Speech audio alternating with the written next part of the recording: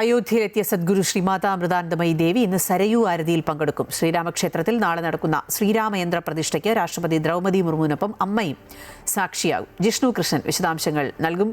ജിഷ്ണു, കഴിഞ്ഞ ദിവസം അമ്മ ശ്രീരാമക്ഷേത്രത്തിൽ ദർശനമൊക്കെ നടത്തിയിരുന്നു. ഇന്നിപ്പോൾ സരയൂ ആരതിയിൽ പങ്കെടുക്കുകയാണ്. നാളെയാണ് ആ വിശിഷ്ടമായ ശ്രീരാമയന്ത്രം സ്ഥാപിക്കുന്ന ചടങ്ങൊക്കെ നടക്കുന്നത്. വിശദാംശങ്ങൾ.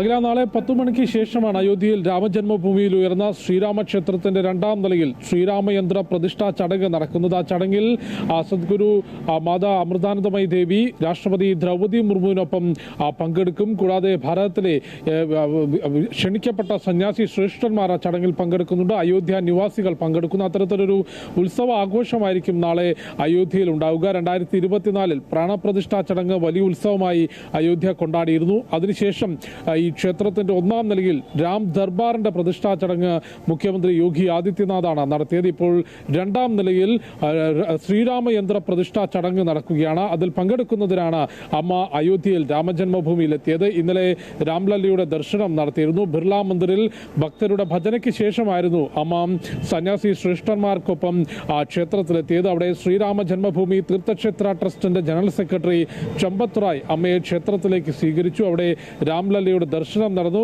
വൈകിട്ട് ധ്യാനവും ഭജനയും ഉണ്ടായിരുന്നു. ഇന്ന് സരയൂ ആരതിയിൽ ഈ ശ്രീരാമക്ഷേത്രത്തിൽ സരയൂ നദിക്കരയിലാണ് ഈ ശ്രീരാമ ജന്മഭൂമി ഉള്ളത്. അവിടെ എല്ലാ ദിവസവും വൈകിട്ട് സൂര്യാസ്തമയ സമയത്ത് സരയൂ ആരതി നടക്കും. ഇന്ന് അമ്മ സരയൂ ആരതിയിൽ പങ്കെടുക്കുന്നുണ്ട്. കൂടാതെ പ്രത്യേക ഭജനയും ധ്യാനവും അവിടെ ഉണ്ടാകും. നാളെയാണ് അഖില ചൂണ്ടിക്കാട്ടിയതുപോലെ വിശിഷ്ടമായ ചടങ്ങ് നടക്കുന്നത്.